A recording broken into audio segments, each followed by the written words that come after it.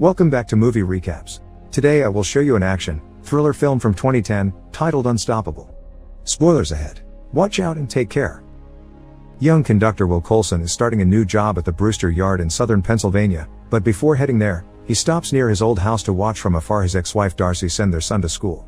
He cannot come closer because he's under a restraining order since an incident 2 weeks ago when he threw a jealous tantrum over his wife texting someone without telling him, and, thinking the messages were from a man they knew, he visited and threatened him with his gun.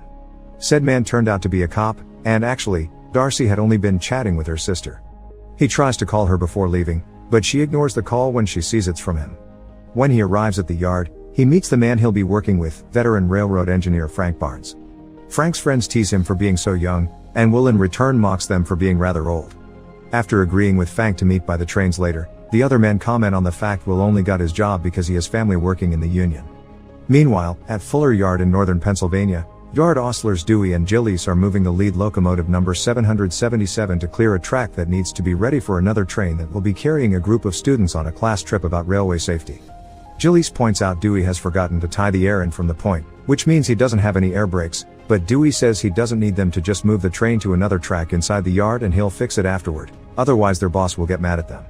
As the locomotive starts advancing, Dewey notices a trailing point switch is not correctly aligned, so he leaves the cab after setting the throttle to idle. Dewey manages to move the switch, but at the same time, the throttle pops out of idle into full throttle notch 8, which causes the train to gain speed and leave Dewey behind, unable to get back. Now the number 777 has officially become a runaway. Frank's and Will's job of the day is to pick 25 cars past Stanton. While they're getting ready, Will gets a call from his brother saying his lawyer has gotten a hearing to nullify the restraining order and not to worry because he doesn't need to be there for it, he can stay at work for now. A few moments later, while Will moves the locomotive onto the right